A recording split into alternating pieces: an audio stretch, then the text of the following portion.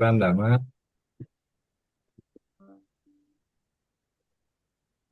Ayo Bun, kita mulai aja Ya, jam 8. oke.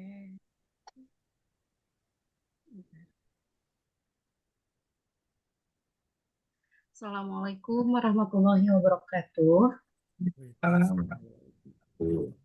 Alhamdulillahirabbil alamin. Kita bisa bertemu lagi di acara ngobras kita yang kedua. Alhamdulillah di tengah-tengah kita sudah ada para narasumber yang sangat luar biasa. Untuk memaparkan nanti ada dua materi yang akan kita eh, obrolkan bareng-bareng di sini. Yang pertama itu ada Bapak Endang Setia Permana. Terima kasih Bapak. Terus yang kedua ada Bapak Ari Sabilulungan yang sudah hadir juga di tengah-tengah kita. Untuk ngobras kita kali ini kita ada dua sesi. Untuk dua sesi, yang pertama itu nanti akan disampaikan oleh Bapak Endang, kemudian yang kedua akan disampaikan oleh Bapak Ari. Kemudian nanti kita sampai jam 21 ya Bunilah ya. Ya, kita Ya, sampai pukul 21. Kita bagi dua, berarti nanti Bapak Endang untuk materinya sampai pukul 20.30. Kemudian untuk Bapak Ari pukul 20.30 sampai pukul 21. Baiklah Bapak dan Ibu, kita akan mulai acaranya. Kita baca dengan basmalah bersama-sama. Bismillahirrahmanirrahim. Saya perkenalkan dulu pemateri yang pertama itu adalah Bapak Endang Setia Permana SPD MPD yang sudah tidak asing lagi bagi kita semuanya. Beliau adalah Ketua MGMP Matematika Kabupaten Bandung. Eh, untuk CV-nya, biodatanya kemarin sudah disampaikan ketika di obras yang pertama. Untuk materi yang akan beliau sampaikan kali ini adalah eksplorasi operasi bilangan pada piramida bilangan dengan pendekatan berpikir komputasi. Nah, ini kalau saya ini baca ya, operasi bilangan gitu ya pada piramida bilangan. Nah, ini hal mungkin yang baru bagi sebagian guru-guru juga, itu piramida bilangan itu yang seperti apa gitu ya. Kalau operasi bilangan itu sudah kita biasa ditemukan dalam pembelajaran sehari-hari gitu ya. Tapi apa sih piramida bilangan, terus pendekatan berpikir komputasinya itu seperti apa? Nah, ini yang akan dibahas oleh Bapak Endang Setia Permana untuk pertemuan kali ini. Silahkan kepada Bapak Endang, kami persilahkan waktunya untuk memaparkan materi mengenai operasi bilangan pada piramida bilangan dengan pendekatan berpikir komputasi. Oke, terima kasih. Assalamualaikum warahmatullahi wabarakatuh. Waalaikumsalam. Waalaikumsalam warahmatullahi wabarakatuh. Assalamualaikum warahmatullahi wabarakatuh. Pertama-tama saya ucapkan terima kasih kepada nih pendekar Wati ini dari matematik tim Ngobras ya. Hari ini tim Ngobras memang punya grup yang terdiri 3 orang. Ini sebagai embrio, saya sudah ngobrol sama Bu Nila, sama Bu Linda, nanti mungkin tidak 3 orang lagi, tapi mengharapkan menjadi lebih dari 3 orang. Kenapa? Kenapa seperti itu? Karena sebetulnya ada budaya yang saya ingin aktifkan dari teman-teman MGMP. Luringnya susah, ya sudah daringnya. Kemudian kenapa ini ada ngobras? Sebetulnya awalnya dari eh, munculnya kebijakan pemerintah yang tentang Hari Belajar Guru. Nah, harapannya kalau kemarin kan waktu tahap 1, waktu episode 1 itu hanya satu pemateri. Saya kembangkan sekarang jadi dua pemateri. Materinya dibagi dua fase, yaitu fase yang satu kegiatannya berfokus pada kompetensi profesional, jadi kajian materi. Yang kedua, kepada kompetensi pedagogik. Nah, harapannya kalau kemarin pertemuan pertama saya dan kedua saya, berikutnya saya tunggu, saya tantang yang lainnya nih dari guru-guru baik dari Subrayon 1 maupun sampai Subrayon 8. Nah, oke. Terima kasih Bu Nila sudah share. Ibu Bapak, kalau Ibu Bapak lihat, sebetulnya inilah materi yang saya siapkan. Saya menyiapkan ada 13 slide. 13 slide, nanti mungkin saya juga bantu dengan tambahan Excel, kemudian tambahan juga terakhir tanpa AI. Bahkan saya membuat rancangan ini juga memposisikan yang tadinya AI menjadi hanya sebatas membantu kaji materi atau membedah materi, sekarang saya menjadikan asisten untuk mengelaborasi dan mengeksplorasi sebuah materi. Nah, harapannya Ibu Bapak juga sama, nggak usah bingung dengan hadirnya AI, tetapi mudah-mudahan Ibu Bapak juga bisa menggunakan AI ini sebagai bagian dari eh, partner belajar. Nah, Ibu Bapak, saya mengawali dengan regulasi guru bahwa kita harus punya hari belajar yang permintaannya 1 hari per minggu. Ini mungkin di awalnya 1 hari per bulan dengan mengisikan 1 jam 60 menit kita berdiskusi atau ngobrol santai lah. Baik, lanjutkan saja Bu Nil. Nah, Ibu Bapak, saya mencoba melemparkan sebuah ide eksplorasi operasi bilangan pada piramida bilangan dengan pendekatan berpikir komputasi. Nah, ada keyword yaitu satu piramida bilangan, nanti kayak apa, kemudian operasi bilangan, dan yang ketiga computer thinking atau berpikir komputasi. Nah, gerakannya. Untuk berpikir komputasi bukan hanya milik guru-guru informatika, tetapi menurut saya memang ini juga sudah dilemparkan bahwa berpikir komputasi merupakan bagian dari alat atau pendekatan pembelajaran yang bisa digunakan, yaitu dekomposisi, abstraksi, recognition pattern, dan algoritma. Ibu Bapak sebetulnya punya AI lah, nanti silahkan ini digali ya. Masuk lagi. Nah, sekarang ide pembelajaran tentang piramida bilangan sebetulnya ada biasanya Ibu Bapak memberikan soal eh, dua bilangan dengan operasi biner, yaitu saya melihat ada kotak 10 dan kotak 20. Kalau 10 dengan 20 dioperasikan dengan penjumlahan, maka hasilnya 30. Nah, operasi yang tadinya sejajar saya ubah menjadi operasi model piramida. Jadi 10, 20 di atasnya 30. Nah, inilah yang disebut dengan kata Bu Linda, bagaimana sih operasi bilangan yang tadinya secara hierarki adalah horizontal, kita ubah menjadi bentuknya bentuk segitiga atau piramida. Nah, saya ingin kembangkan menjadi ya piramida dengan orde 5. Apa itu piramida orde 5? Yaitu piramida yang disusun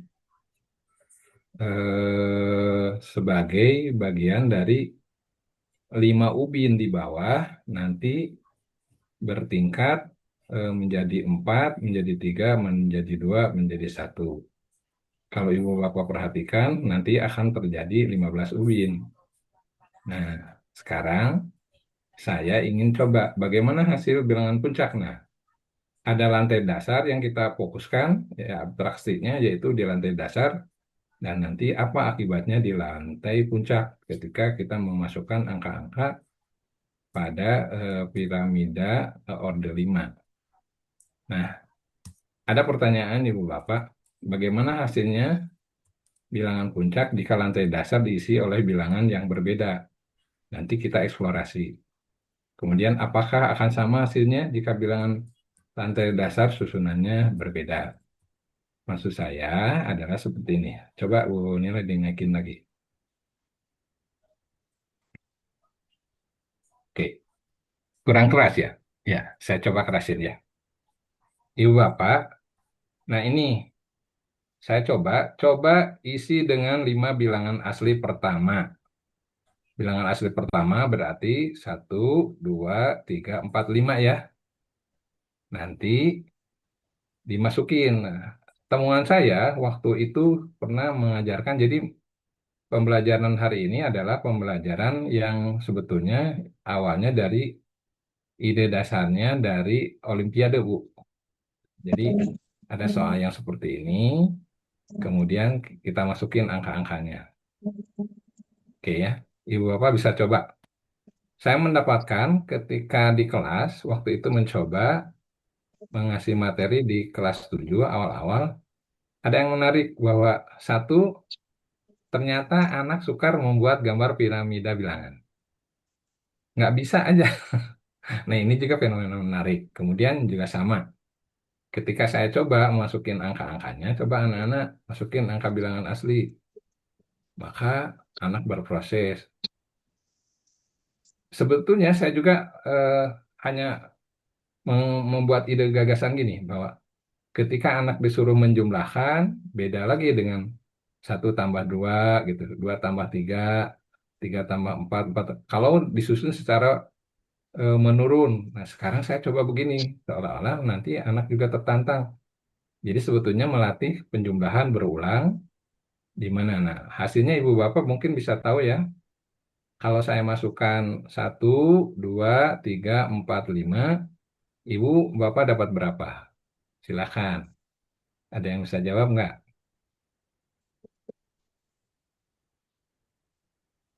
Cucu udah? 48, Pak. Oh iya, betul. Pak Soban 48.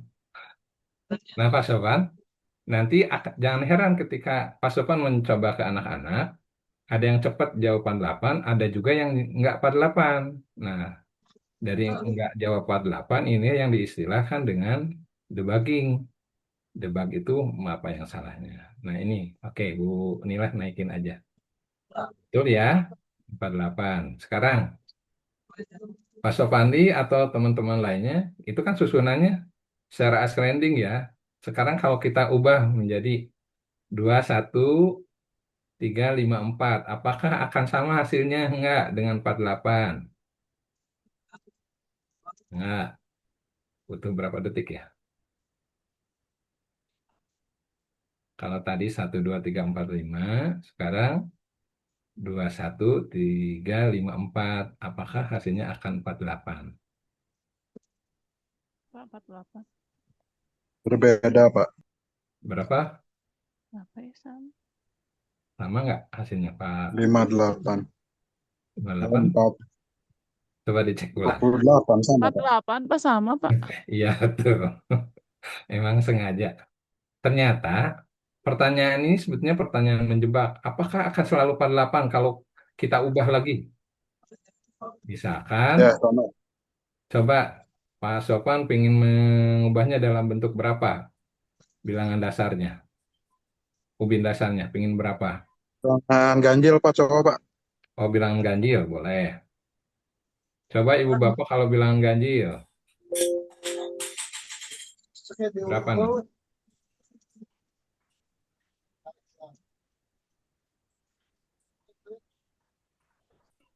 Ada yang sudah dapat nggak, Bu?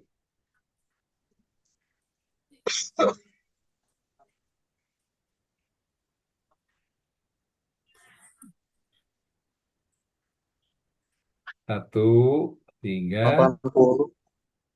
berapa Pak?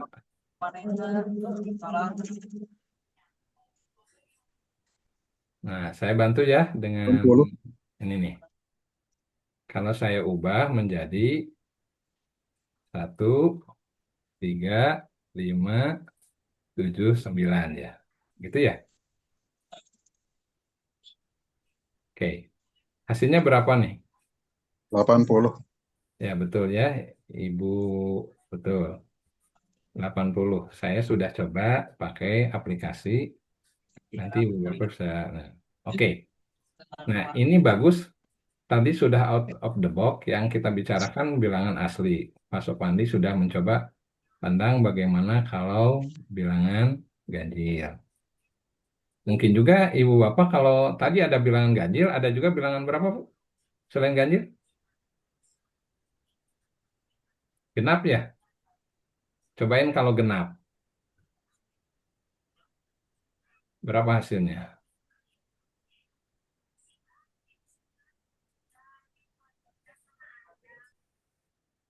Ah, 4, 6, 8, 10.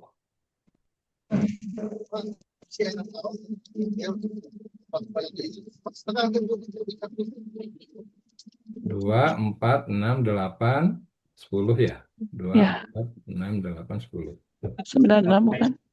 96. 119. 96 ya? 96 ya. Hasilnya 96. Oke, betul ya. Terima kasih Ibu Bapak atas responnya. Nah, ini menarik Bu.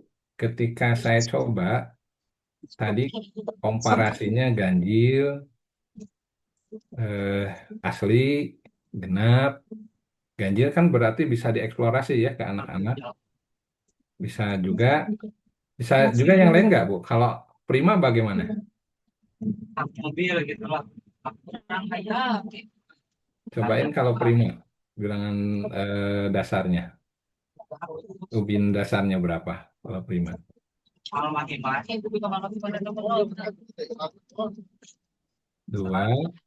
3, 5, 7, 11 ya.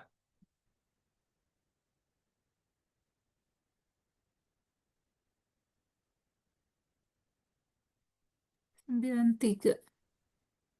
Ada yang sudah dapat? 93. 93. Ya, 2, 3, 5, 7, 11. Dapatnya berapa Bu? Pak? 93. 90, 93 atau 83? 93. 83, Pak. 83. Oh iya, 83. 83.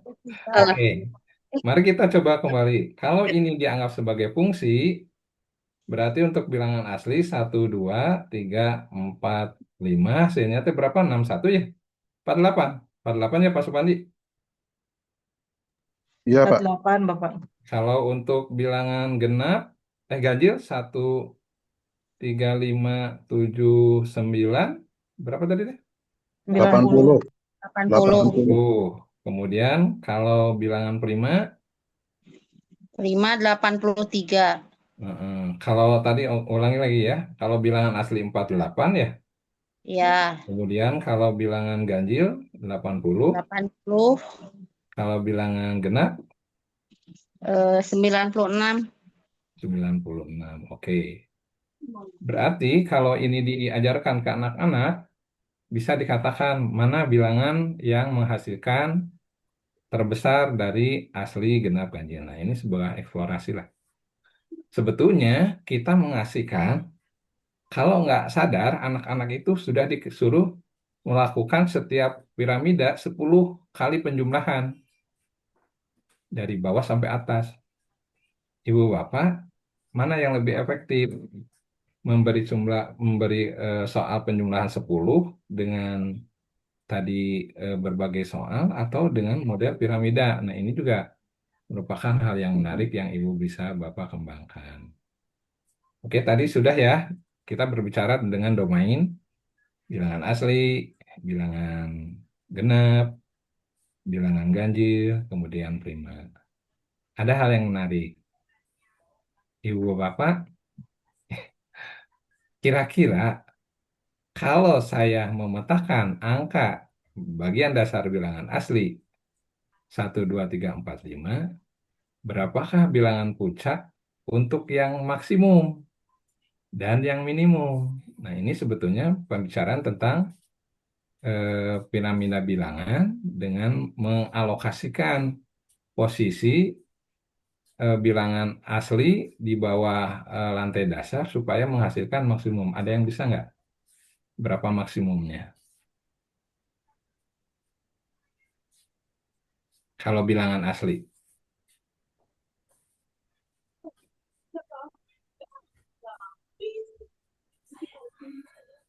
Maksimumnya ya.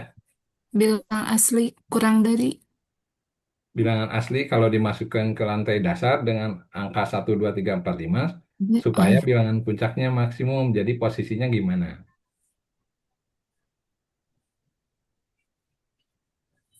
Ada yang bisa nggak?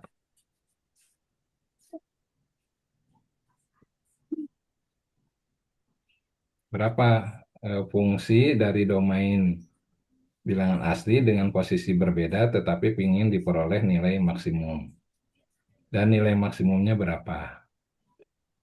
Kalau saya 63, Pak.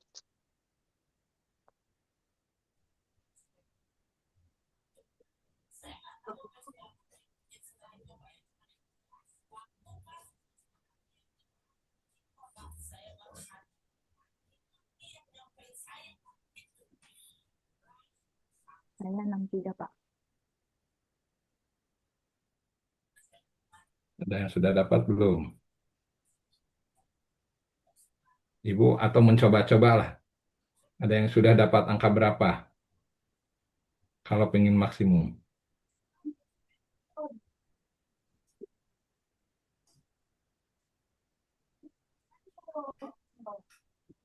Oke, ada yang sudah dapat berapa ketika ibu memasukin angka-angkanya? Ibu bebas, pokoknya dapat angka berapa nih? Nanti kita cek maksimum atau minimum nggak?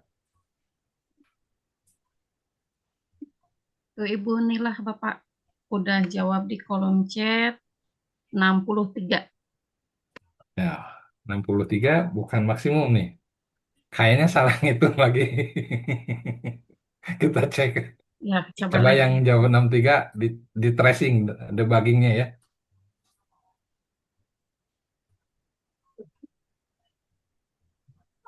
Oke, Ibu Bapak, kalau Ibu Bapak mencoba dengan teori permutasi, sama saya juga menggunakan AI, coba menyusun bilangan angka 1, 2, 3, 4, 5 dengan permutasi. Ternyata langsung dijawab. Itu kalau kita lihat untuk ubin yang pertama kan, kalau dari 5 bilangan berarti 5 kemungkinan ya. Kemudian ubin yang keduanya 4 kemungkinan, ubin ketiganya yang di tengah 3 kemungkinan, ubin keempatnya adalah 2 kemungkinan dan yang terakhir 1. Berarti itu sudah 120 angka. Ibu Bapak bisa masukin angka-angkanya ke sana dan nanti kalau Ibu Bapak pakai penggunaan aplikasi atau Excel, Ibu Bapak dapat tuh angka-angkanya. Nah, yang maksimumnya ada yang sudah dapat belum? Saya itu angkanya kalau sampai 9, Pak. Enggak, Atau kita menggunakan hanya 1, 2, 3, 4, 5 saja, Bu. oh sampai 5 aja. Bu Ishak mangga. Seru ya kalau ini dengan anak-anak. Oke, waktunya sudah jam 8.24, berarti saya punya 6 menit lagi. Oke, nanti kita bahas ya. Maksimum 92. Eh, Nanti gini Ibu Bapak, saya akan kasihkan sama Bu Nila file satu PowerPoint-nya, yang kedua adalah tulisan dari artikel ini ya. Bu Nila tolong dilihat lagi ke bawah. Saya coba untuk ngasih kisi-kisi bagaimana Ibu Bapak dapat angka yang besar. Susunan permutasinya ada 120. Lagi Bu Nila. Lanjut. Nah, Ibu Bapak coba lihat. Kalau pendekatannya ini pattern recognizing atau pendekatan mengenal pola, sebetulnya kan si X itu diperoleh merupakan bilangan puncak ya. Kalau kita susun bilangan bawahnya adalah A, B, C, D, maka untuk yang di atas puncak itu adalah A ditambah 4B ditambah 6C ditambah 4D ditambah 4E. Sehingga dalam istilahnya orde 5 ini C adalah bilangan coarse. Dia penyumbang terbesar dengan koefisien 6. Sementara B dan D disebutnya adalah bilangan penunjang, yaitu mendapatkan koefisien 4, 4. Sedangkan yang ujung adalah dan E. Sebetulnya Ibu Bapak, kalau Ibu Bapak mau masukin angkanya, coba supaya ini terbesar berarti C ini harus bilangan terbesar ya. Dari 1, 2, 3, 4, 5 berarti 5 C-nya. Maka yang strateginya adalah di ujung itu yang terkecil, kemudian selanjutnya jadi mulailah dari 1 ke ujungnya lagi 2, ke berikutnya 3, berikut terakhirnya sebelum terakhirnya di kolom D-nya harusnya 4, baru di C-nya 5 akan diperoleh 61. Sedangkan strategi untuk mendapatkan nilai minimum kebalikannya, berarti angka terkecil harus di C, angka 1. Dan angka yang paling ujung haruslah angka terbesar. Nah, ini strategi ketika anak-anak mau mendapatkan nilai puncak, bagaimana maksimum dan minimum. Ke bawah lagi, Bu Nila. Nah, sebetulnya dari mana indeks koefisien sebetulnya karena ini segitiga Pascal aja. Kalau Ibu Bapak melihat dari segitiga Pascal, kita dapatkan 14641. Ke bawah lagi Bu Nila. Nah, berarti tadi sudah ya, dengan pemahaman recognizing pattern atau pengidentifikasian pola, sebetulnya nanti kita berbicara tentang strategi. Bagaimana anak-anak bisa menghasilkan sebuah nilai fungsi maksimum atau minimum. Oke, hampir terakhir Bu Nila. Nah, ini ya, Ibu Bapak mengeksplorasi saja bagaimana dengan bilangan ganjil dan bilangan genap. Oke, satu lagi terakhir, terima kasih. Nah, Ibu Bapak, saya akan perlihatkan, Bu Nila, saya mau share ini ya, share screen. Boleh, Mangga Bapak. Sudah Oke, fokus. berarti yang ini ya. Oke, saya pakai ini nih. Nah, ini saya sudah cobain pakai Excel. Ibu Bapak tinggal masukin aja, nanti mungkin Bu Nila dibagikan aja setelah selesai, biar Ibu Bapak guru bisa mengeksplorasi angka-angkanya. Kalau untuk anak-anak mungkin ditulis aja nanti. Nah, tapi Ibu Bapak, saya juga mencoba dengan satu lagi, yaitu yang ini nih. Yang nah,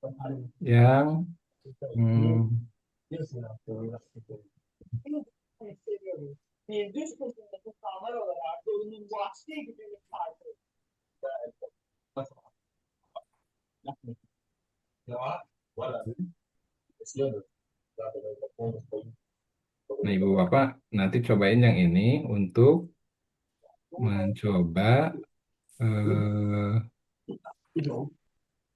memasukkan ke Canva atau ke Google juga ya.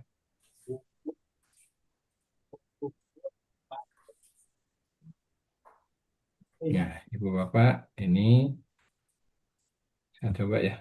Ini print screen.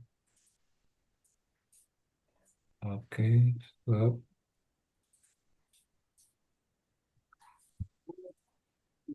Nih, Ibu Bapak, saya mencoba ini menyusun dari Canva AI. Ya, Ibu Bapak bisa lihat, tinggal masukin angka-angkanya. Ini saya bukan programmer, tapi saya coba bagaimana menggunakan AI plus Canva AI menghasilkan ini. Ya, Nah, barangkali itu saja sebagai bahan obrolan. Anggap aja warming up ya, bahwa sebetulnya banyak materi-materi yang sederhana, tapi bisa dieksplorasi. Bahkan saya dari sisi penulisan, saya juga bahkan mencoba menantang saya gini, bagaimana ya kalau saya coba bukan hanya penjumlahan, tapi perkalian. Memungkinkan nggak kalau perkalian bilangannya akan terlalu besar, makin ke sana makin ribet tuh, kasihan juga anak-anak.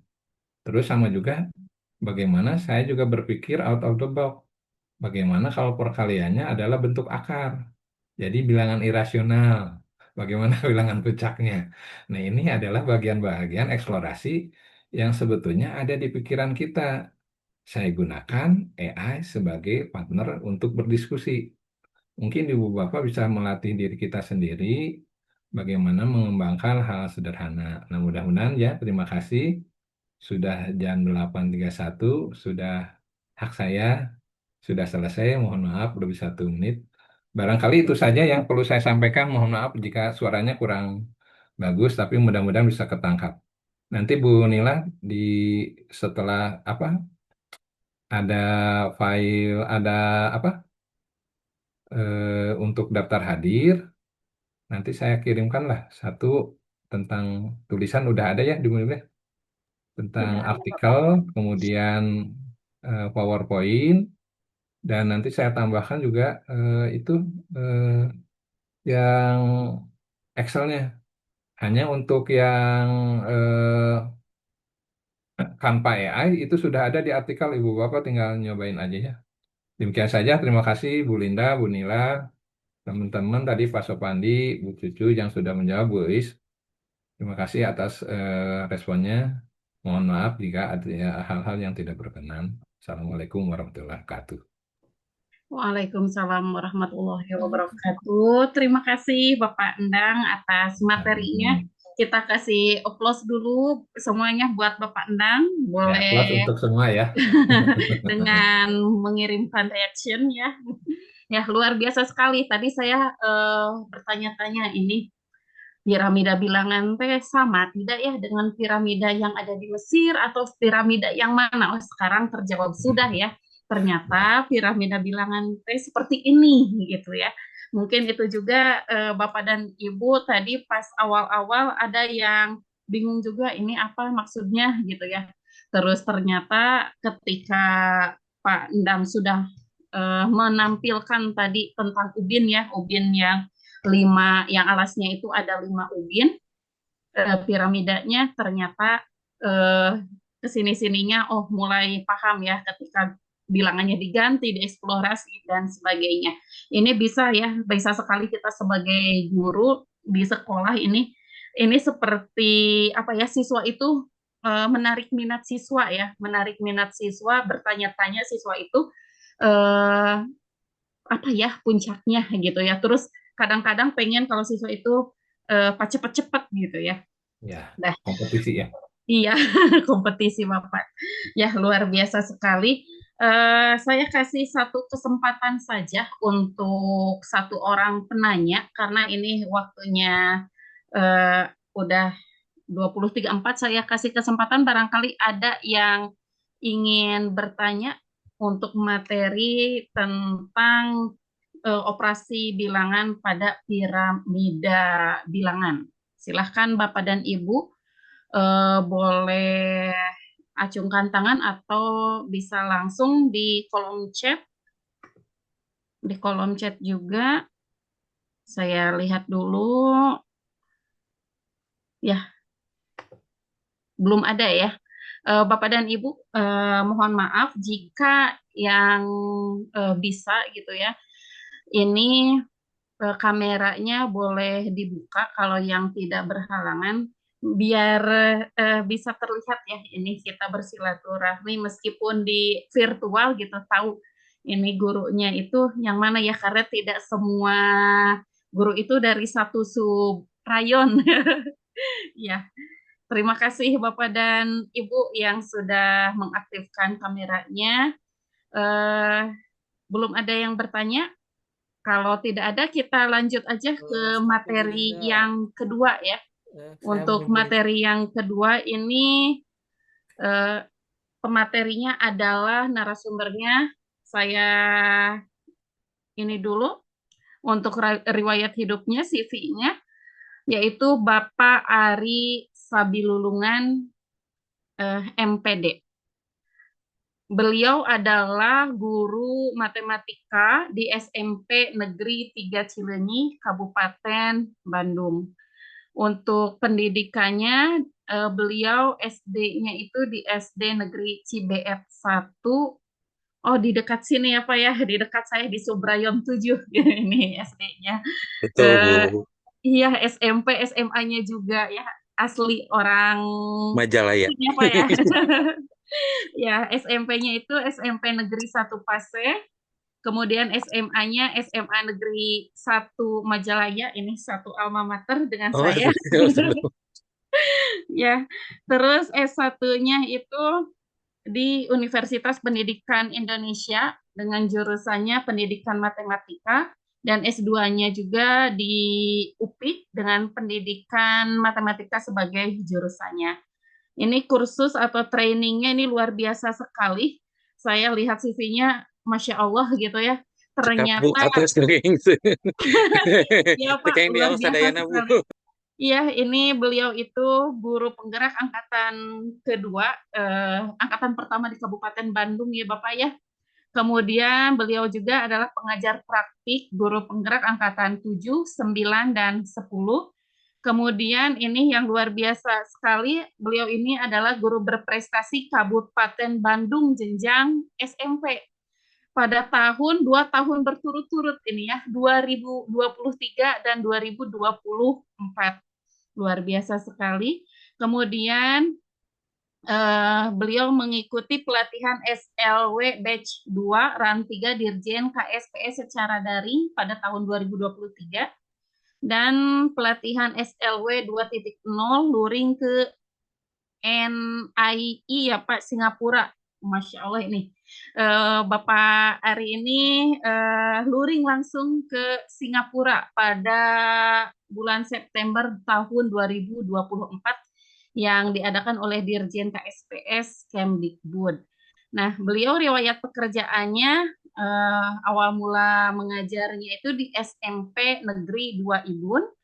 Lalu pada tahun 2015 sampai sekarang beliau mengajar di SMP Negeri 3 Cileunyi. Dan juga beliau ini pengajar di UPBJJ UT Universitas Terbuka Bapak ya, Bandung. Ya, demikian untuk CV-nya. Untuk materi yang akan beliau sampaikan itu adalah tentang berbagi praktik baik pembelajaran matematika. Ini meliputi teori pembelajaran matematika, contoh praktik baik pembelajaran yang bermakna, dan contoh pembelajaran mendalam dalam matematika. Ini PM ini sebenarnya memang sudah banyak ya pelatihan-pelatihannya, akan tetapi tidak semua guru bisa mengikuti pelatihan PM ini yang offline-nya atau yang online-nya juga. Nah, ini kesempatan bagi kita semua guru matematika untuk melihat bagaimana praktik baik pembelajaran yang bermakna dan mendalam dalam pembelajaran matematika ini. Untuk itu, saya persilahkan kepada Bapak narasumber kita yang kedua, Bapak Ari Sabilulungan SPD, untuk menyampaikan pemaparan materinya. Silakan Bapak, mangga Bunilah di-share. Ya. Bismillahirrahmanirrahim. Assalamualaikum warahmatullahi wabarakatuh. Waalaikumsalam. Warahmatullahi wabarakatuh. Terima kasih kepada Ibu Moderator, terima kasih kepada Pak Endang, Ketua MGMP, terima kasih kepada Bu Nila yang sudah memberikan kesempatan. Puji syukur kita panjatkan kehadirat Allah Subhanahu wa Ta'ala. Alhamdulillah, Ibu Bapak guru hebat, guru matematika yang luar biasa. Saya bisa berkesempatan hadir secara daring melalui undangan Pak Ketua MGMP nih, ya, untuk bersama-sama apa ya, di sini sharing saja sebetulnya, lebih ke sharing bagaimana pembelajaran matematika dari berbagai jenis sudut pandang mungkin ya, sudut pandang. Saya sendiri sebetulnya apa ya? Tadi yang melihat materi Pak Endang di awal luar biasa ya, dan Ibu Bapak juga memberikan respon yang luar biasa. Saya juga belajar, jadi banyak belajar karena memang jujur kalau konten matematika mungkin Ibu Bapak jauh lebih hebat ya. Kalau saya memang lebih ke sahur pandang tema apa ya? Sudut pandang positif ya, sudut pandang positif anak. Jadi kalau saya lebih condong bagaimana apa ya, memberikan layanan kepada siswa yang memang dengan kemampuan yang sangat beragam, gitu ya. Jadi siswa kita itu kan kemampuannya sangat beragam. Nah, bagaimana sudut pandang, bagaimana pembelajaran mendalam, walaupun saya bukan ini ya, Bunilah yang jadi apa fasilitator ya, fasilitator pembelajaran mendalam. Kalau saya tidak, tapi saya mencoba mungkin kalau keliru nanti kita luruskan sama-sama gitu ya. Baik. Baik, Ibu dan Bapak, kita mulai saja. Bunilah boleh slide berikutnya. Ya, Ibu Bapak, teori pembelajaran yang holistik atau yang menyeluruh ataupun yang menyenang atau yang bermakna itu kan memang banyak gitu ya. Akan tetapi kadang-kadang kita terkungkung dengan teorinya Thorndike di mana bahwa siswa ini kita anggap sebagai kertas putih yang akan bisa kita tulisi dengan apa saja. Nah, ini pendapat yang keliru, pendapat yang masih kurang tepat gitu ya. Jadi siswa sebetulnya mereka sudah punya pengalaman belajar dari mulai TK ke SD, pengalaman belajar di lingkungan rumah, pengalaman belajar dengan temannya yang di tempat-tempat yang memang mungkin jadi tempat belajar. Jadi belajar itu kan bukan hanya di ruang kelas yang terkungkung oleh dinding, tapi mereka belajar bisa dari mana saja. Nah, banyak sekali teori yang menjelaskan tentang pembelajaran matematika baik yang mekanistik maupun yang holistik. Kita fokus yang ke holistik, kita punya teori Ausable, di mana kita punya pembelajaran bermakna, dulu pernah di kurikulum apa 2005 ya, contextual teaching and learning. Kemudian ada teori Piaget. Teori Piaget ini yang ada beberapa pengelompokan. Di antaranya untuk anak usia SMP adalah operasional konkret. Jadi kita harus mengajak siswa belajar dengan konkret. Di sana juga ada proses asimilasi dan proses akomodasi. Sebagai contoh, anak SD atau anak SMP, oh maaf Ibu Bapak. Ibu Bapak di awal mungkin saya jelaskan di sini bahwa materinya mungkin nanti akan campur ya Ibu Bapak antara materi SD dengan SMP. Karena memang kita kan pendidikan dasar ya Pandang. Mohon maaf nih ya, jadi agak turun ke bawah ke SD gitu ya. Nggak Jadi apa-apa. saya mungkin materinya akan menclok-menclok ke SD atau SMP. Nah, di asimilasi, misalnya anak SD atau anak SMP tingkat kelas 7, itu masih menganggap bahwa persegi itu sama dengan segi 4. Nah, di situ sebetulnya ada miskonsepsi ya. Tapi pemahaman mereka itu tidak bisa kita langsung eh, apa kita yang kekeh ngomong bahwa ini beda loh ini begini. Kalau anak belum sampai ke tahap equilibrium, ya equilibrium itu adalah Keseimbangan. keseimbangan berpikir, di mana ketika mereka ada akomodasi, oh diakomodasi dia baru ketemu. Ternyata segi 4 itu bentuknya harus segi 4 saja, sementara persegi bahwa sisinya sama. Nah ini yang namanya teori Piaget. Jadi di teori Piaget ini kita tidak bisa memaksa anak yang memang kemampuannya lambat ataupun kemampuannya agak di bawah untuk memahami konsep secara cepat karena tahapan equilibrium tiap individu itu berbeda. Itu teori Piaget sekilas tentang teori Piaget. Kemudian teori Vygotsky bagaimana anak bisa mengkonstruksi sendiri pengetahuan, bagaimana anak bisa membangun konsepnya sendiri, bagaimana anak tidak terkungkung oleh rumus, tapi anak betul-betul belajar bahwa dia bisa menganalisis sendiri sesuai dengan tahapan berpikirnya. Kemudian ada teori Brunner, di mana di teori Brunner ini ada tahapan manipulasi objek langsung atau enaktif, kemudian ada manipulasi objek tak langsung atau ikonik, kemudian Simbolik. simbolik yang ketiga. Ya, simbolik ini yang paling susah ya. Tadi mungkin ini. Kalau teori-teori yang lain, Polya, Van Hill, RMS, saya yakin Ibu Bapak bisa. Ini sekilas saja. Bu Nila berikutnya. Nah, matematika Ibu Bapak masih dianggap sebagai salah satu pelajaran yang sulit oleh sebagian siswa atau sebagian murid ya.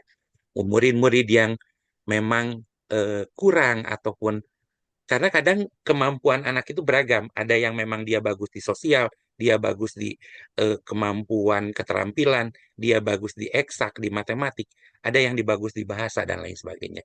Sehingga kita sebagai guru matematika perlu mengkontekskan materi matematika dengan pengalaman belajar anak ya. Jadi pembelajaran mendalam itu apa? Bagaimana kita menggali pemahaman-pemahaman anak.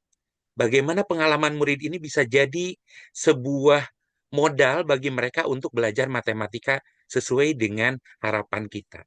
Kemudian kita berusaha untuk menjelaskan materi secara spiral dari konteks yang sangat oh maaf ini terbalik berarti ya Bu Nila, mohon maaf. Harusnya dari sederhana ke kompleks, bukan dari kompleks ke sederhana. Maaf. Itu tipe. Kemudian kita juga masih saya juga masih menganut paham berdiferensiasi. Jadi kita tetap harus melayani anak sesuai dengan tahapannya. Next, Bu Nila, punten.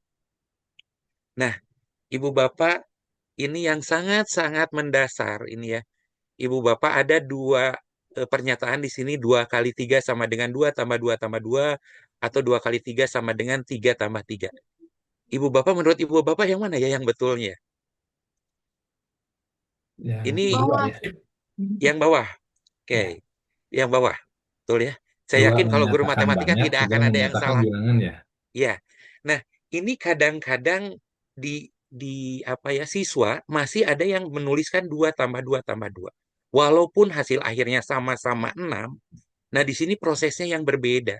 Nah, sehingga kalau kalau saya apa saya memberikan materi ke siswa kelas 7, saya selalu dengan kalimat begini. 2 kali 3. 2 kali 3. Jadi yang apa? Jadi beda dengan 2 kali 3. Tapi 2 kali 3. Berarti tiganya yang 2 kali. Nah, ini yang apa yang disebut dengan konteks yang memang diharapkan bisa mereka pahami prosesnya gitu. Mereka maknai prosesnya. Walaupun 2 tambah 2 hasilnya 6, tapi itu bukan 2 kali 3, tapi 3 kali 2. Nah, ini. Ataupun kalau ibu bapak mau kaitkan dengan konteks mereka, mereka punya apa? Suka pergi ke dokter, ada plastik obatnya, di situ ada tulisan 3 kali 1. Jadi 1 tambah 1 tambah 1. 3 kali 1. Nah, ini materi yang mungkin sangat-sangat sederhana, tapi kadang-kadang kita lupa sehingga anak-anak di sini yang kita apa? Yang kita lihat, yang kita nilai itu adalah proses akhir. Padahal proses selama pembelajaran, proses berpikirnya juga sangat penting. Baik, berikutnya Bu Nila, berikutnya. Nah, Ibu Bapak, tadi seperti yang Pak Endang bilang, ada sistem apa ya tadi proses trial, kalau saya nyebutnya trial and error. Gitu. Jadi bagaimana proses berpikir, siswa berpikir mencoba, salah, mencoba, salah, coba, benar. Kalau mencoba langsung benar juga itu lebih bagus gitu ya proses berpikirnya. Ketika ada masalah seperti ini untuk kelas 7, saya berikan soal seperti ini. Mereka juga masih bingung. Ini padahal ya terkait dengan operasi.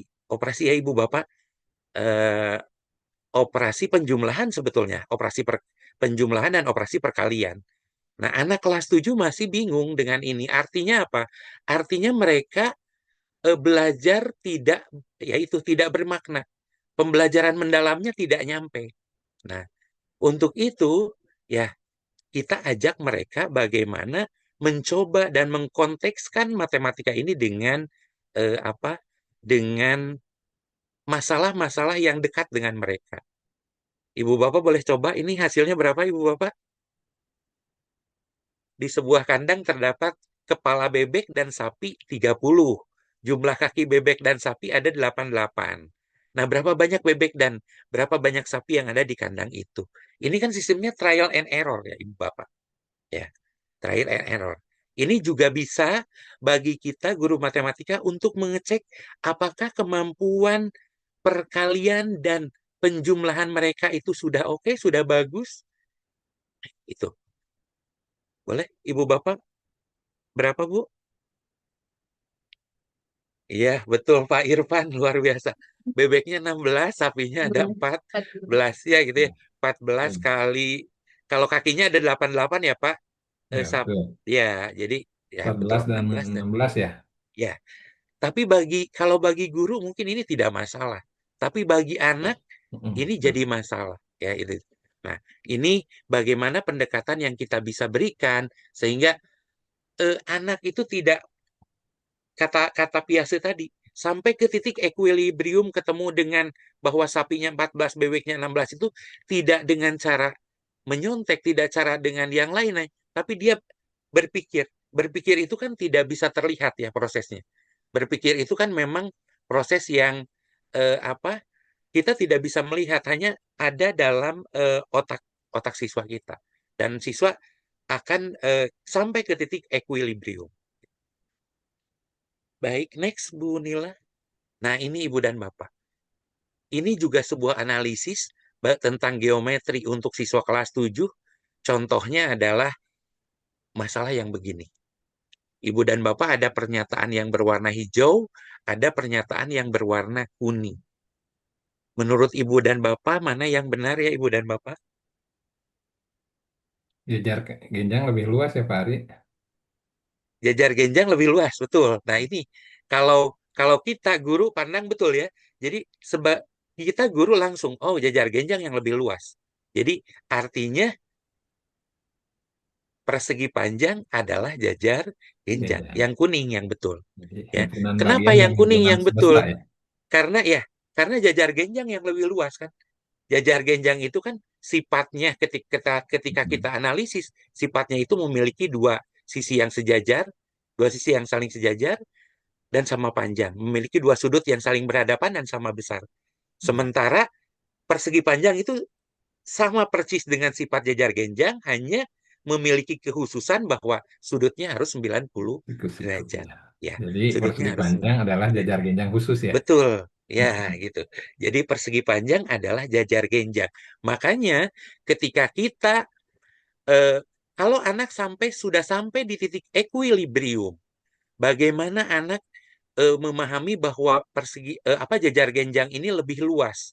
Mereka bisa menggunakan rumus luas jajar genjang untuk mencari luas persegi panjang. Jajar genjang kan kita tahu luasnya adalah alas kali tinggi. Berarti kalau di persegi panjang alasnya adalah panjang, tingginya adalah lebar. Nah, itu artinya anak sudah sampai berpikir akomodasinya sudah dilaksanakan, akomodasinya sudah oke, dan sampai di titik equilibrium. Dan saya yakin mengajarkan ini tuh kalau ke anak, kalau saya ya, cukup sulit. Karena apa? Karena di sini ada proses analisis bagaimana siswa menganalisis sifat jajar genjang, sifat persegi panjang. Walaupun di SD mereka sudah belajar, tapi ketika ke SMP kadang-kadang mereka masih juga. Nah, ini mungkin sedikit yang terkait dengan geometri. Baik, ya Bu Nila. Nah, ini kalau yang ini sudah tidak aneh lagi ya Ibu dan Bapak. Ini saya hanya mengulas saja bahwa tadi setiap individu itu memiliki kemampuan berbeda. Makanya ketika kita melakukan pembelajaran bilangan bulat, kita bisa memberikan variasi pembelajaran 3 variasi. Konkret, semi konkret, ataupun yang abstrak. Konkret yaitu menggunakan ini, manik-manik Ibu dan Bapak. Ya, hanya yang perlu dikuatkan di sini adalah ketika manik-manik ini bahwa kalau ditambah itu berarti mengambil, kalau ditambah itu kalau menambahkan, kalau dikurangi itu berarti mengambil. Nah, itu yang perlu dikuatkan. Ya, saya yakin Ibu dan Bapak ini mau praktek langsung boleh, mau menggunakan komputer juga bisa, sekarang nggak bisa lebih mudah. Next, Bu Nila. Next lagi, Bu Nila. Ini saya yakin udah. Nah, kalau yang kedua, yang semi konkret, Ibu Bapak pasti menggunakan garis bilangan. Kalau saya melakukan pembelajaran bilangan bulat ini, walaupun siswa kelas 7 ini di SD sudah belajar bilangan bulat, tapi masih ada sebagian siswa saya yang kurang memahami operasi pada bilangan bulat, sehingga saya biasanya memberikan ini ya untuk siswa-siswa tertentu. Tapi untuk siswa yang sudah kemampuannya sudah bagus, mereka juga kadang-kadang, Pak, udah ingin belajar juga yang gini. Nah, karena katanya di SD tidak seperti ini.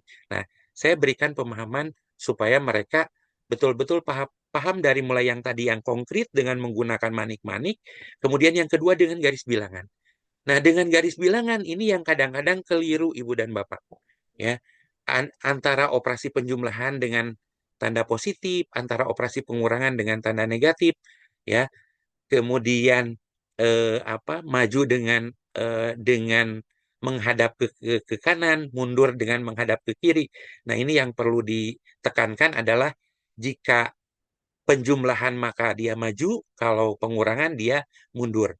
Kalau bilangan yang dihadapinya positif maka panahnya ke kanan, bilangan yang dihadapinya negatif panahnya ke kiri. Nah, ini contohnya Bu, berikutnya. Nah, ini contohnya yang paling sederhana Ibu dan Bapak. Negatif 5 ditambah 3. Berarti kita punya negatif 5. Bilangan yang dihadapi negatif. Maka arahkan panahnya ke kanan. Maaf, ke kiri. Ke bilangan negatif.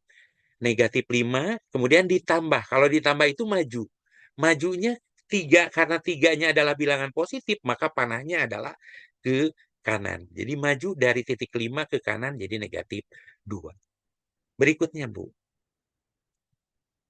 Berikutnya 2 dikurangi 5. Nah, yang tadi Bu Nilah, maaf. Nah, maaf yang tadi. 2 dikurangi negatif 2 dikurangi 5. Kita bergerak dari 0, kemudian arahkan panah ke kanan karena 2-nya positif. 2 ke kanan. Kemudian dikurangi itu mundur. Mundur itu bilangan yang dihadapinya 5. Ya, dikurangi 5. Jadi yang 5-nya adalah bilangan positif. Maka panahnya tetap ke kanan dan si benda geraknya ke belakang, mundur 5 langkah. Jadi jawabannya adalah negatif 3. Nah, contoh yang berikutnya, negatif 2 dikurangi 5. Pertama, arahkan panah ke negatif, karena yang dihadapinya bilangan negatif. Negatif 2. Negatif 2, kemudian dikurangi 5. Nah, dikurangi itu kan mundur. Tapi bilangan yang dihadapinya 5. 5-nya ini positif, makanya panahnya dulu kita buat ke kanan, kemudian mundur sebanyak 5. Jadi, mundur 5 satuan ke kanan, jadi negatif 7. Nah, kadang-kadang di sini Ibu Bapak guru di SD, ya khususnya yang saya sering temukan, ini jadi dibentuk garis bilangannya itu negatif 2 ditambah negatif 5. Ya. Jadi kadang-kadang negatif 2 ditambah negatif 5. Kalau negatif 2 ditambah negatif 5, maka panahnya akan berbeda. Tidak panahnya mundur, tapi dia panahnya maju dari negatif 2 ke negatif 7. Gitu. Nah, kemudian, contoh yang berikutnya yang ketiga. Ini. 2 dikurangi negatif 5. Ketika kita punya 2, berarti arahkan panahnya ke kanan. 2 langkah, kemudian dikurangi. Dikurangi itu akan mundur. Bilangan yang dihadapinya adalah negatif 5. Negatif 5. Berarti karena negatif, panahnya harus menghadap ke arah negatif. Kemudian pundurkan 5 langkah, jadi ke titik 7. Nah, ini kalau di SD, guru-guru SD biasanya menuliskan garis bilangannya adalah 2 ditambah 5. Nah, ini masih kadang-kadang ada kekeliruan-kekeliruan. Sekali lagi, penguatannya adalah di operasi tambah dengan tanda positif, operasi pengurangan dengan tanda negatif itu 2 hal yang berbeda. Nah, ini lebih enak kalau saya mempraktekannya dengan menggunakan boneka yang ada mukanya ataupun mobil yang ada depannya. Tuh, jadi mobil menghadap ke kanan, menghadap ke kiri, panahnya itu akan jelas. Atau boneka juga menoleh ke kiri, menoleh ke kanan, itu akan jelas. Sehingga siswa betul-betul bisa memahami bahwa, oh, operasi negatif dengan kurang itu berbeda. Oh, tanda tambah dengan operasi penjumlahan itu berbeda. Itu, Bu Nila, selanjutnya. Next, lewat aja Bu, ini udah dibahas. Nah, kalau yang ketiga ya ini yang abstrak yang ibu bapak sering lakukan di kelas. Ya, ketika 3 ditambah negatif 5, maka lihat bilangan yang besarnya yang mana, maka hasilnya akan negatif, dan lain sebagainya. Next lagi, Bu Nila. Nah, Ibu dan Bapak, ketika kita memberikan pembelajaran, tadi saya jelaskan bahwa harus spiral dari yang sederhana sampai dengan yang kompleks. Nah, ketika kita melakukan operasi perkalian, itu kan kita langsung biasanya bersusun kalau di SMP. Nah, sebetulnya ada sedikit miskonsepsi di guru-guru SD ketika mereka mengajarkan, karena ketika ada siswa yang mengalami kesulitan dengan operasi perkalian bersusun ini, karena di SD-nya itu tidak dijelaskan bagaimana operasi perkalian bersusun dan bagaimana nilai tempat. Ya. Jadi mereka langsung aja ke bersusun, padahal nilai tempat ini penting untuk operasi perkalian ataupun pembagian bersusun. Nah, ini cara mendatar bagaimana kita mengalihkan 8 kali 4, 6, 5, 7. Ya, jadi 8 kali 4.000, anak tahu posisi 4.000, posisi 600. Ini hal yang sangat-sangat sederhana, tapi anak harus paham dulu ini. Jadi tahapannya itu jelas. Kalau ada yang hilang, maka kadang-kadang anak juga pemahamannya juga ada hilang. Ya, sebagian anak. Next, Bu Nila. Ini juga mungkin udah Ibu Bapak. Jadi tahapannya yang pertama tadi yang dijelaskan perkalian dengan cara bersusun dengan nilai tempat dulu, kemudian bersusun ke bawah dengan nilai tempat, kemudian bersusun ke bawah dengan cara langsung. Selanjutnya, Bu Nila. Nah, operasi perkalian pada pecahan. Bilangan pecahan kadang-kadang memang jadi permasalahan ketika Ibu Bapak ngajar siswa siswa. Nah,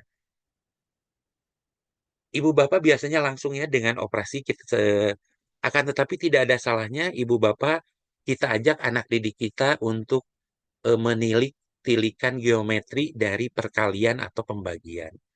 Contoh yang pertama 3/4 kali 2/3, dan yang kedua 5 dibagi 3/4. Bu Nila, next.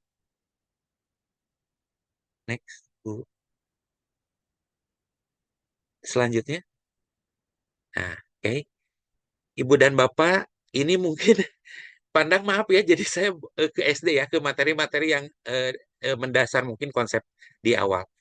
Bagaimana geometri dari 3/4 kali 2/3. Ini khusus untuk anak yang mengalami kesulitan mungkin, ataupun anak yang memang kadang-kadang tertukar antara perkalian dengan pembagian, ataupun ini boleh menggunakan ini. 3/4 kita arsir, jadi yang dari yang vertikal ya, dari atas ke bawah itu adalah 3/4. Arsirannya miring warna hijau. Kemudian 2/3 kita buat ke pinggir vertikal dengan arsiran warna orange itu ke garis lurus. Nah, kita lihat daerah mana yang ada kedua arsirannya. Ternyata ada 6. 1, 2, 3, 4, 5, 6. Ada 6 yang kedua arsirannya. Kemudian keseluruhannya ada berapa bagian? Ada 12. Jadi hasil dari 3/4 kali 2/3 adalah 6/12. Nah, ini mungkin alternatif lain untuk pembelajaran perkalian pada bilangan bulat. Next, Bu Nila. Nah, contoh berikutnya adalah 5 dibagi 3/4. Nah, kita buat gambaran geometrinya 5 bagian, ya, kemudian dibagi 3/4.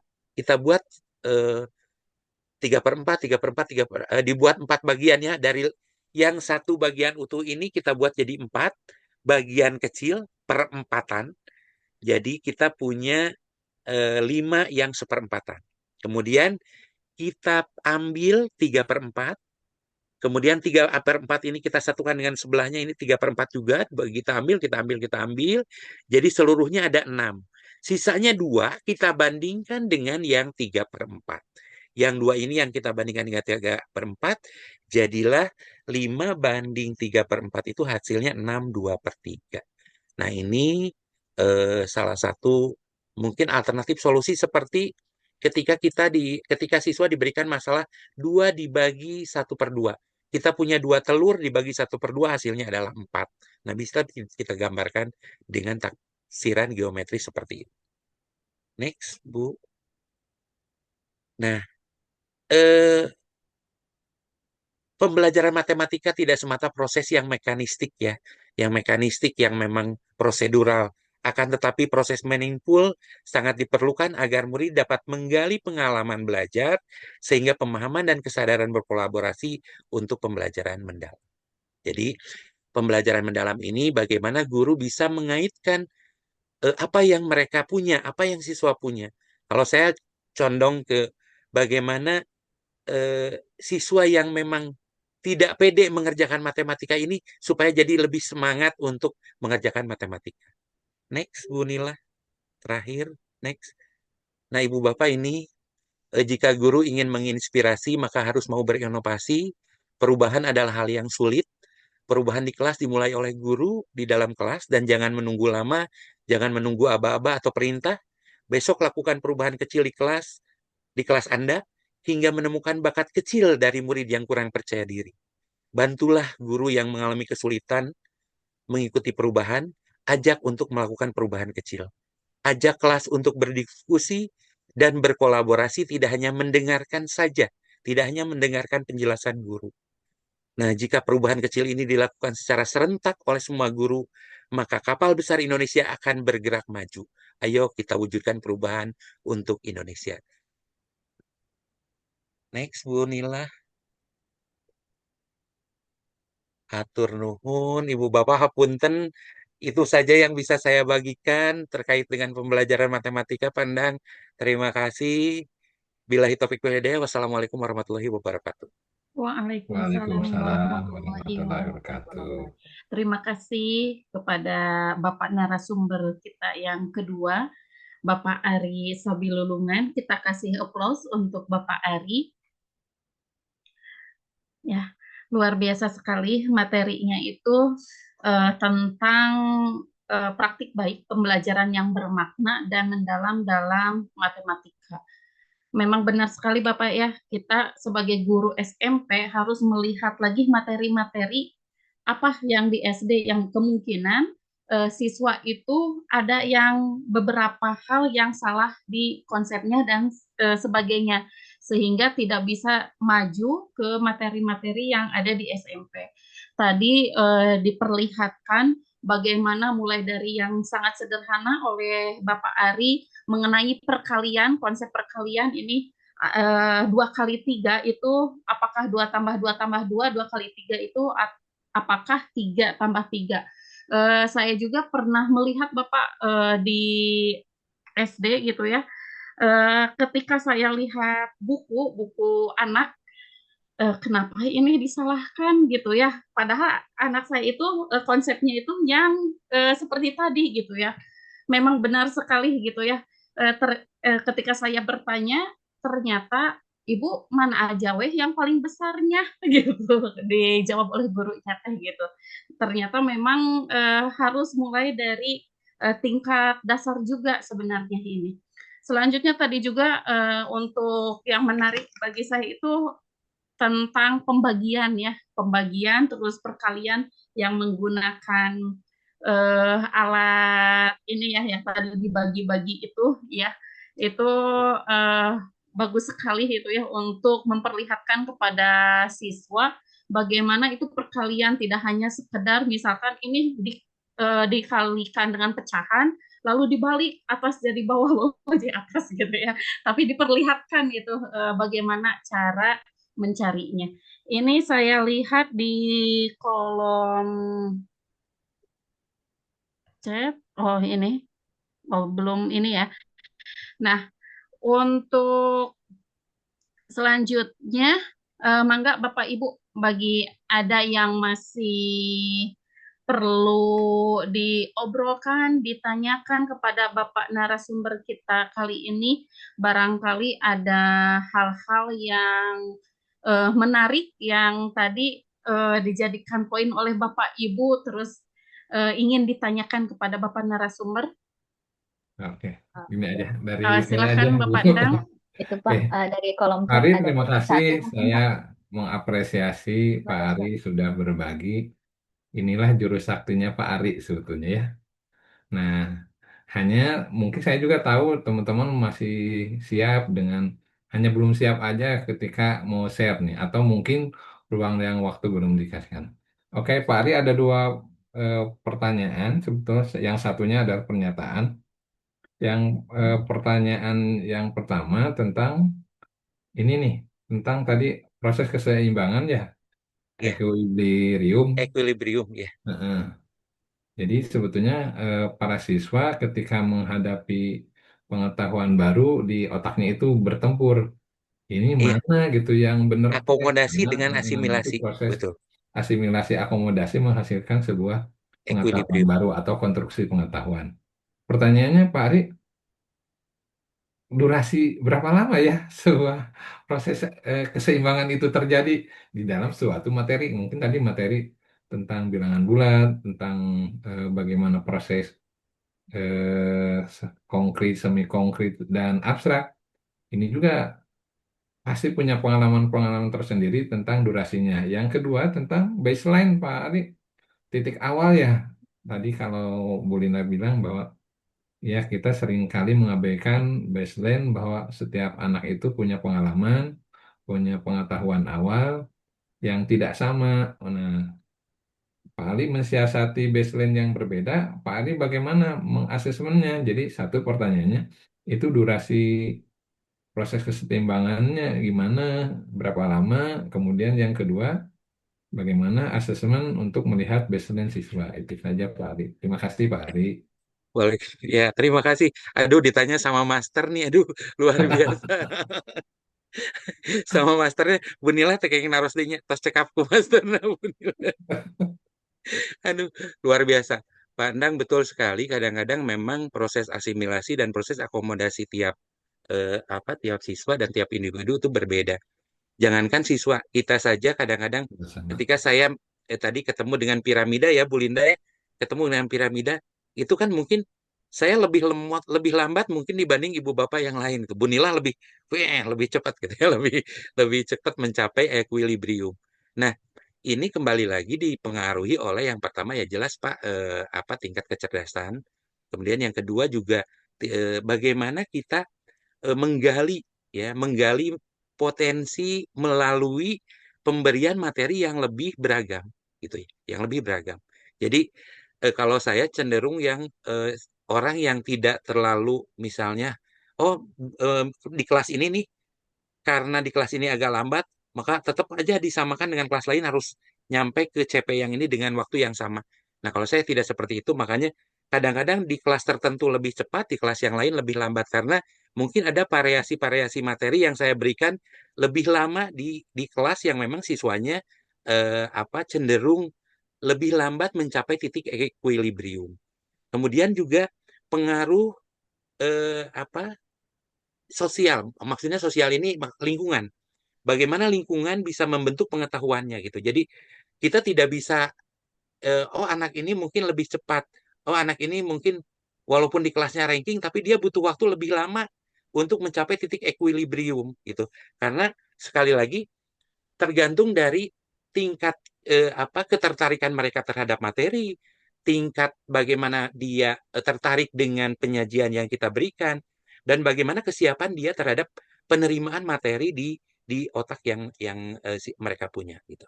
Sehingga jadi sekali lagi kalau ditanya berapa lama belum ya belum belum lihat teorinya pandangnya belum ada. Jadi saya pikir hanya dikira-kira kalau sebagian siswa memang ada yang mungkin dalam waktu sekitar 2 atau 3 menit mereka berpikir langsung nyampe, oh paham sampai sini. Tapi ada juga yang udah dijelaskan berkali-kali. Berarti kita harus jangan dengan menjelaskan dengan cara yang lama. Pakai cara baru lagi. Ya, Pakai kita ganti lagi dengan cara yang lain supaya sampai anak itu betul-betul paham sendiri gitu ya. Walaupun dia mungkin akhirnya nanti akan paling lambat nyampainya ke titik, tapi titik equilibrium ini harus dicapai karena kalau tidak sampai equilibrium, ya itulah yang membuat anak jadinya di ujungnya, aduh matematika teh beuki ka SMP, ka SMA mah apa beuki susah, apalagi nanti ke atasnya. Nah itu karena pemahaman anak tidak sampai ke equilibrium. Itu yang pertama. Kemudian kalau yang kedua, kalau asesmen awal, kalau saya Pak, tetap dengan diproses ya, kayak diproses kayak yang tadi. Bagaimana anak memahami perkalian, bagaimana anak memahami pembagian, bagaimana proses asesmennya, mungkin asesmen yang tidak formal ya. Yang tidak formal di kelas kadang-kadang ketemu, oh anak ini dia tidak suka dengan, ada anak begini, anak dia tidak suka dengan geometri, tapi dia suka dengan aljabar.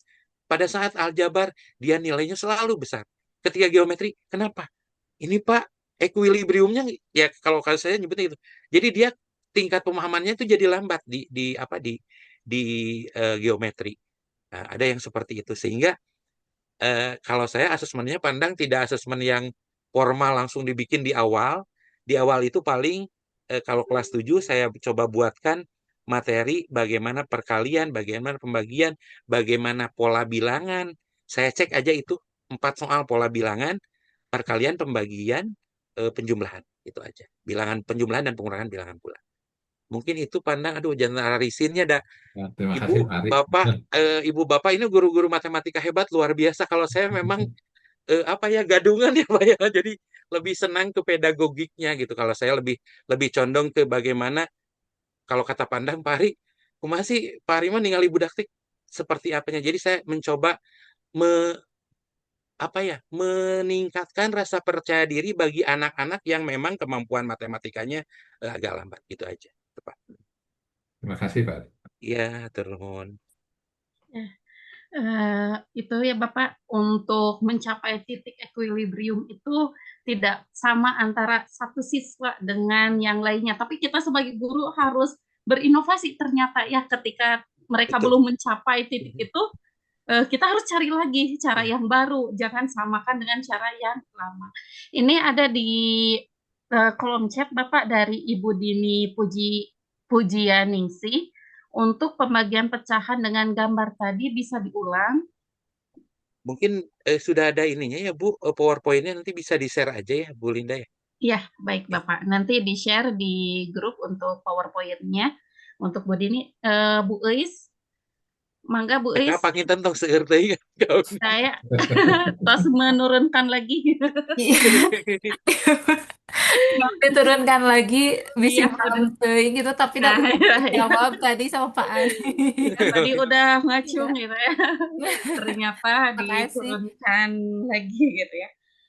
Ya, Bapak dan Ibu, demikian untuk pemaparan, terus pertanyaan dan diskusi untuk materi yang kedua, materi yang sangat penting menurut saya bagi kita guru matematika, karena ini untuk pembelajaran bermakna dan mendalam itu ternyata memang diperlukan guru yang memang tadi dituliskan oleh Pak Ari itu harus berinovasi gitu ya, berinovasi. Nah, untuk pertemuan ngobras kita kali ini, saya simpulkan terlebih dahulu. Tadi untuk berpikir komputasi itu adalah bagian dari alat atau bagian dari pembelajaran ya. Terus AI itu kita bisa menggunakan AI untuk pembelajaran kita atau untuk alat kita menyampaikan atau materi-materi konsep-konsep yang matematika untuk disampaikan kepada murid. Terus kemudian tadi untuk mencapai titik equilibrium itu tidak sama untuk setiap siswa ya, tidak sama untuk setiap siswa.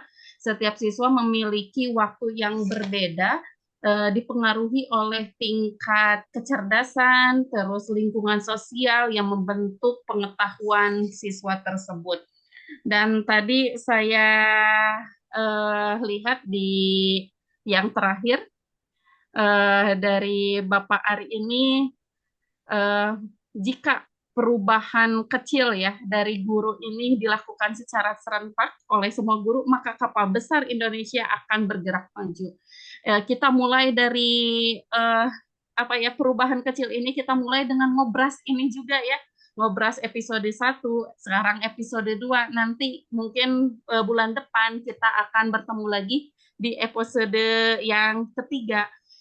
Kita ini untuk perubahan-perubahan kecil ini yang kita lakukan itu bisa berdampak besar bagi pendidikan di Indonesia ini. Kita bisa menularkan kepada teman-teman kita yang tidak hadir di hari ini, terus kita bisa menularkan kepada siswa-siswa kita tentang apa yang kita peroleh untuk hari ini.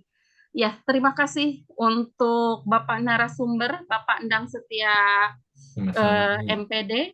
Terus terima kasih juga kepada Bapak narasumber, Bapak Arisa Bilulungan MPD. Terima kasih kepada Bapak Ibu Guru Matematika di Kabupaten Bandung yang telah menghadiri secara virtual ngobras kita kali ini untuk ngobras yang kedua. Untuk mengakhiri pertemuan, mari kita ucapkan hamdalah bersama-sama. Alhamdulillahirrahmanirrahim.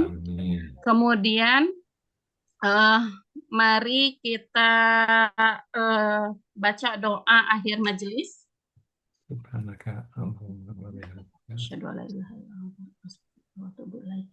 Terima kasih semuanya.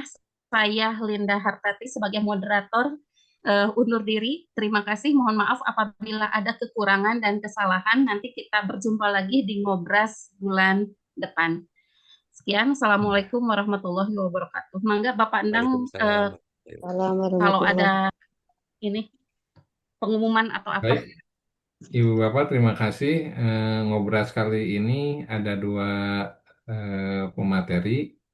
Yang satu dari Subrayon perwakilan 1, 2, 3, 4. Kemudian yang satunya lagi perwakilan dari 5, 6, 7, 8. Diharapkan untuk ngobras ketiga mungkin Bu Nila siapkan aja surat undangan yang mau mencoba berbagi dari kita. Materinya bebas, tidak usah terlalu berat, mangga sesuai dengan konsep kita yaitu professional learning dan praktek ini para praktisi praktek baik. Nah, ini sudah menjadi bahan diskusi, mangga tinggal dikembangkan itu saja. Sekali lagi, saya menunggu teman-teman untuk tampil, jangan kita aja ya Pak Ari. Mungkin saya juga kan tadi lihat bahwa Iya, ada Pak, para terus pendekar-pendekar yang lain yang sebetulnya banyak punya yang muda-muda kesempatan dan kualitasnya luar menggabung. biasa. Ya, ditunggu aja ya teman-teman. Terima Ya, kasih. Assalamualaikum warahmatullahi wabarakatuh.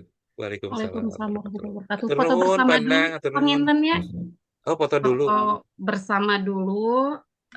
Silahkan Bapak Ibu buka